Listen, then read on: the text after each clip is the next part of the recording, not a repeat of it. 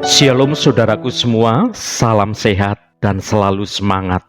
Saudaraku yang dikasihi Tuhan Yesus Kristus, selamat berjumpa lagi dalam renungan pada hari ini. Saya berharap Anda semua ada dalam keadaan yang baik, penuh sukacita, dan terus rindu untuk belajar akan kebenaran firman Tuhan. Hari ini saya Cornelius Nugroho dari channel Berkat Baru akan menyampaikan renungan dengan judul Korban Penggenapan Janji Keabadian. Namun sebelum kita mendengarkan renungan firman Tuhan ini, mari kita berdoa terlebih dahulu. Ya Bapa yang Maha Kasih dan Maha Pengasih, pada hari ini di hari Jumat Agung, kami datang ke hadapan-Mu dengan hati yang penuh penyesalan dan rasa syukur. Kami merenungkan pengorbanan Yesus Kristus, Putra-Mu yang terkasih, yang telah mati di kayu salib demi menebus dosa-dosa kami. Tuhan, kami mohon ampun atas segala dosa kami yang telah menyebabkan Yesus menderita dan mati. Kami tahu bahwa kami tidak layak untuk menerima kasih-Mu yang begitu besar. Tetapi kami bersyukur atas pengorbanan Tuhan Yesus yang telah menyelamatkan kami dari hukuman dosa. Tuhan Yesus, kami mohon agar Engkau membuka hati kami untuk memahami kasih-Mu yang begitu besar. Berikan kami kekuatan untuk mengikuti teladan-Mu dalam hidup kami. Roh Kudus, kami mohon agar Engkau memimpin kami dalam renungan hari ini. Berikan kami hikmat untuk bisa memahami makna pengorbanan Yesus Kristus dan bimbing kami untuk hidup sesuai dengan kehendak-Mu. Dalam nama Tuhan Yesus Kristus kami berdoa. Haleluya. Amin. Saudaraku yang terkasih, hari ini kita semua sebagai orang percaya merayakan Jumat Agung yang mengingatkan kita kembali tentang betapa besar kasih dan pengorbanan Kristus yang rela mengorbankan nyawanya untuk menebus dosa umat manusia. Seruan Kristus kepada Bapa, Eloi, Eloi, lama sabachthani, yang artinya, Bapakku, mengapa engkau meninggalkan aku? Hal ini menyiratkan suatu pergumulan batin dan penderitaan badani yang teramat berat yang harus ditanggung Tuhan saat itu. Sekalipun harus mengalami aniaya dan siksaan yang hebat, Kristus tidak pernah melawan, seperti domba kelu yang dibawa ke tempat pembantaian. Mari kita baca Yohanes pasal 19 ayat 30. Sesudah Yesus meminum anggur asam itu, berkatalah ia, sudah selesai. Lalu ia menundukkan kepalanya dan menyerahkan nyawanya.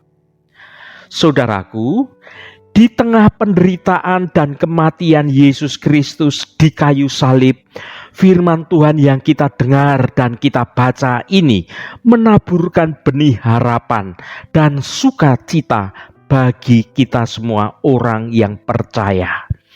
Ucapan Yesus sudah selesai. Hal ini mengandung makna yang luar biasa. Bukan hanya tentang akhir penderitaannya, tetapi juga tentang kemenangan atas dosa dan atas maut, dan janji keabadian bagi mereka yang percaya kepada Yesus Kristus. Apa makna ucapan Yesus sudah selesai? Ucapan Yesus sudah selesai itu mengandung makna tentang kemenangan atas dosa dan juga kemenangan atas maut. Yesus telah menggenapi misinya untuk menebus dosa manusia dan mengalahkan kuasa maut. Kematiannya bukan akhir, melainkan jalan menuju kebangkitan dan kehidupan yang kekal. Ucapan Yesus sudah selesai itu mengandung makna tentang penggenapan rencana Allah. Ucapan sudah selesai menunjukkan ketaatan Yesus kepada Bapa dan penggenapan rencana keselamatannya bagi umat manusia. Ucapan Yesus sudah selesai itu mengandung makna tentang pembuka jalan keselamatan. Kematian Yesus membuka jalan bagi manusia untuk dapat menerima pengampunan dosa dan anugerah keselamatan yang berujung pada kehidupan kekal, keabadian bersama dengan Tuhan. Saudaraku, kematian Yesus Kristus di atas kayu salib dan kebangkitannya adalah sebuah penggenapan janji keabadian bagi kita semua orang percaya. Kematian dan kebangkitan Yesus adalah janji kehidupan kekal bersama dengan Tuhan. Bagi orang yang percaya kepada Yesus, kematian itu bukan akhir, melainkan awal kehidupan baru yang kekal di surga bersama dengan Allah. Hal ini merupakan kemenangan atas ketakutan tentang kematian badani. Janji keabadian mengalahkan ketakutan akan kematian dan memberikan ketenangan dan kepastian dalam hidup kita pada kekekalan yang akan datang. Peristiwa ini merupakan harapan dan juga sukacita yang sejati. Di tengah penderitaan dan kesulitan hidup yang mungkin dialami beberapa orang sekarang ini, orang percaya memiliki sebuah harapan dan juga sukacita karena mengetahui bahwa mereka memiliki masa depan yang kekal bersama dengan Tuhan Allah Bapa kita. Saudaraku, jaga hidupmu untuk terus percaya kepada Yesus sampai kesudahannya. Karena hanya iman kepada Yesus itu sebagai juru selamat adalah kunci untuk menerima janji keabadian. Orang percaya harus hidup dalam ketaatan kepada Allah dan mengikuti teladan Yesus dalam kasih dan juga pengabdian. Orang percaya memiliki tanggung jawab untuk membagikan berita tentang janji keabadian kepada orang lain yang belum percaya kepada Tuhan Yesus Kristus. Firman Tuhan yang sudah kita baca ini adalah pernyataan kemenangan dan juga janji akan harapan masa depan. Yesus telah mengalahkan dosa dan mengalahkan maut dan membuka jalan bagi orang percaya untuk dapat menerima kehidupan yang kekal bersama dengan Tuhan. Kita harus meresponi janji ini dengan iman, dengan ketaatan, dan menyebarkan kabar sukacita ini kepada orang lain. Saudaraku yang dikasihi Tuhan, kematian Kristus di Kalvari adalah bukti ketaatannya kepada kehendak Bapa demi menggenapi rencana Bapa. Mari kita baca Yohanes pasal 3 ayat 16. Karena begitu besar kasih Allah akan dunia ini, sehingga Ia telah mengaruniakan anaknya yang tunggal, supaya setiap orang yang percaya kepadanya tidak binasa, melainkan beroleh hidup yang kekal. Saudaraku, ayat ini merupakan salah satu ayat Alkitab yang terkenal dan diingat oleh banyak orang percaya. Ayat ini begitu ringkas, namun syarat akan makna dan memiliki dampak yang luar biasa bagi kehidupan kita sebagai anak-anak Tuhan. Ayat ini diawali dengan pernyataan tentang kasih Allah yang begitu besar kepada dunia. Kasih ini bukan sembarang kasih, saudaraku, melainkan kasih yang rela mengorbankan anaknya yang tunggal, Yesus Kristus, untuk menebus dosa manusia. Yesus Kristus datang ke dunia bukan untuk menghakimi, melainkan untuk menyelamatkan manusia. Keselamatan ini ditawarkan kepada semua orang yang percaya kepadanya. Dan iman kepada Yesus Kristus merupakan satu-satunya kunci untuk memperoleh hidup yang kekal.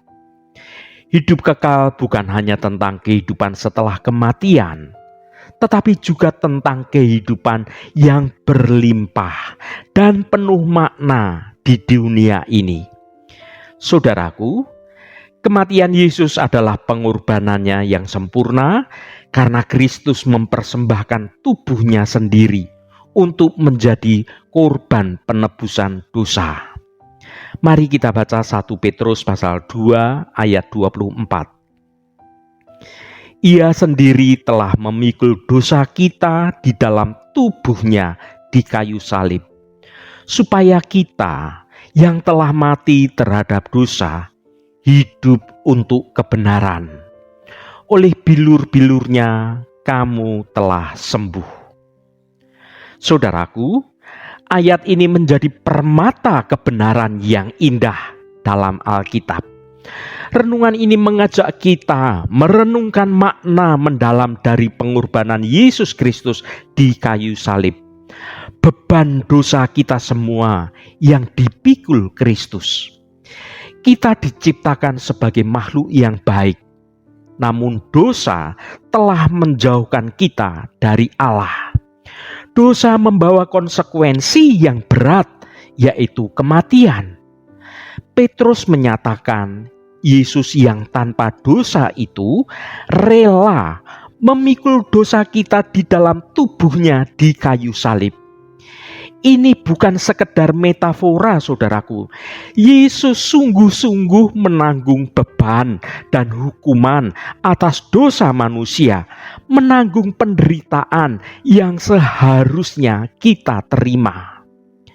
Kata dipikul menggambarkan Yesus mengambil alih beban yang tidak bisa kita pikul. Oleh bilurnya kamu telah sembuh. Hal ini berarti bahwa Yesus menanggung luka fisik di kayu salib, tetapi yang terutama ia menanggung penyakit dari dosa kita. Melalui kematian dan kebangkitannya, kita beroleh pengampunan dan pemulihan hubungan dengan Allah Bapa kita. Pengorbanan Kristus di kayu salib bukan hanya menghapus dosa kita saja, tetapi juga memungkinkan kita untuk hidup dalam kebenaran. Kita dibebaskan dari kuasa dosa dan diberikan kekuatan untuk hidup sesuai dengan kehendak Allah. Kita seperti domba yang sesat, namun melalui pengorbanan Kristus, kita dikembalikan kepada gembala dan pemelihara jiwa kita.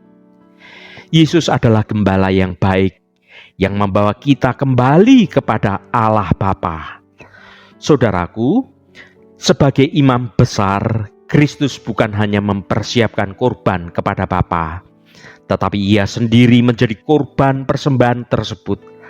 Adakah pemimpin, adakah raja, atau adakah nabi manapun yang melakukan seperti yang Kristus perbuat?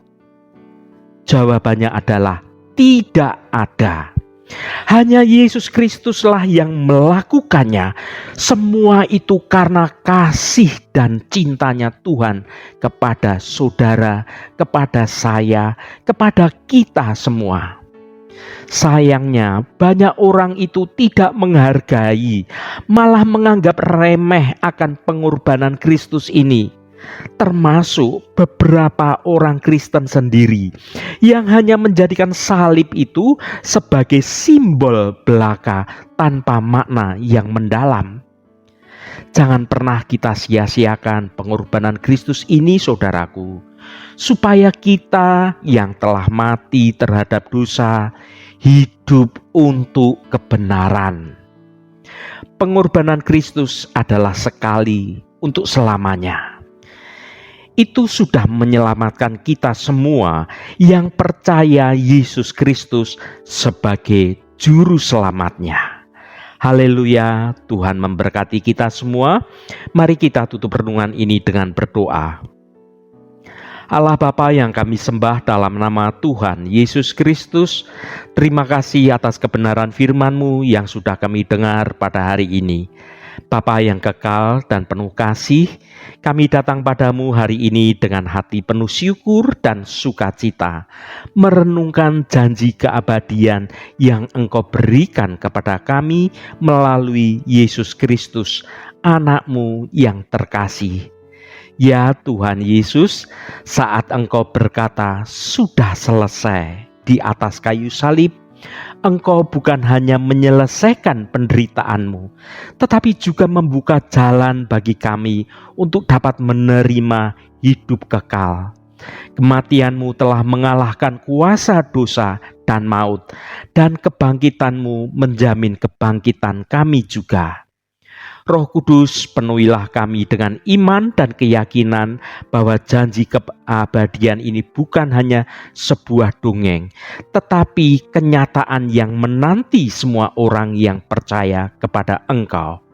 Tolonglah kami Tuhan untuk hidup setiap hari dengan penuh harapan dan penuh sukacita, mengetahui bahwa kami memiliki masa depan yang mulia di dalam surga bersama dengan Engkau. Bapa, kami mohon berikanlah kami kekuatan untuk menjalani hidup ini sampai kesudahannya sesuai dengan kehendak Engkau saja. Bantulah kami untuk selalu bersyukur atas kasih dan pengorbanan Yesus Kristus.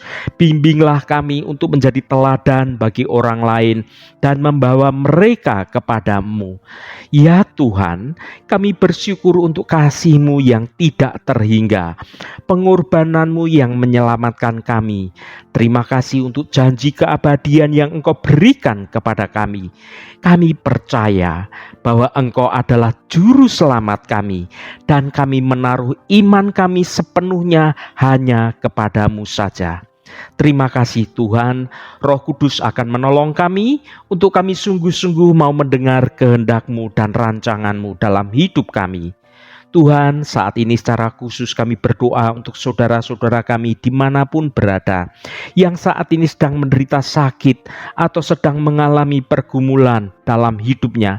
Kami mohon jamahan-Mu di dalam nama Tuhan Yesus Kristus. Bilur-bilur Kristus sudah menyembuhkan saudara-saudara kami yang saat ini sedang sakit, sehingga karena jamahan-Mu saja, maka saudara-saudara kami yang sedang sakit akan menerima kesembuhan yang datangnya dari Engkau. Jamahan dan lawatan Engkau juga terjadi pada saudara-saudara kami yang sedang dalam pergumulan. Engkau bukakan jalan keluar bagi mereka, agar hidup mereka boleh menikmati berkat-berkat kemurahan-Mu. Berkati mereka yang hari ini berulang tahun Tuhan. Engkau tambahkan 1 tahun lagi. Terima kasih buat anugerah-Mu. Umur panjang di tangan kanan dan kekayaan serta hormat di tangan kiri. Berkat Tuhan mengalir bagi setiap mereka yang berulang tahun pada hari ini. Terima kasih Tuhan. Segala hormat, pujian dan ucapan syukur hanya bagi nama-Mu yang kudus. Saudaraku, mari kita berdoa. Bapa kami. Bapa kami yang ada di surga, dikuduskanlah nama-Mu, datanglah kerajaan-Mu, jadilah kehendak-Mu di bumi seperti di surga. Berikanlah kami pada hari ini makanan kami yang secukupnya, dan ampunilah kami akan kesalahan kami, seperti kami juga mengampuni orang yang bersalah kepada kami. Dan janganlah membawa kami ke dalam pencobaan, tetapi lepaskanlah kami daripada yang jahat. Karena Engkaulah yang mempunyai kerajaan dan kuasa dan kemuliaan sampai selama-lamanya. Saudaraku, bukalah hatimu dan tengadakan tanganmu. Terimalah berkat Tuhan. Tuhan memberkati engkau dan melindungi engkau. Tuhan menyinari engkau dengan wajah-Nya dan memberikan kasih karunia. Tuhan menghadapkan wajah-Nya kepadamu dan memberikan damai sejahtera. berkat anugerah dari Bapa Surgawi, cinta kasih karunia dari Tuhan Yesus Kristus, dalam persekutuan dan penghiburan Roh Kudus menyertai kita semua sekarang ini dan sampai selama-lamanya. Dalam berkat Tuhan Yesus Kristus, haleluya, amin. Puji Tuhan, saudaraku semua, saya percaya firman Tuhan hari ini sudah menjadi berkat yang akan menuntun hidup kita semua. Roh Kudus senantiasa menolongmu dan menuntunmu hidup dalam jalan kebenaran Tuhan. Saudaraku, saya sangat senang sekali jika Anda berkenan memberikan komentar pada konten video ini dan bagikan renungan ini pada saudara, teman, dan sahabat Anda agar mereka diberkati juga melalui renungan ini. Sampai bertemu kembali saudaraku, Shalom, Tuhan memberkati.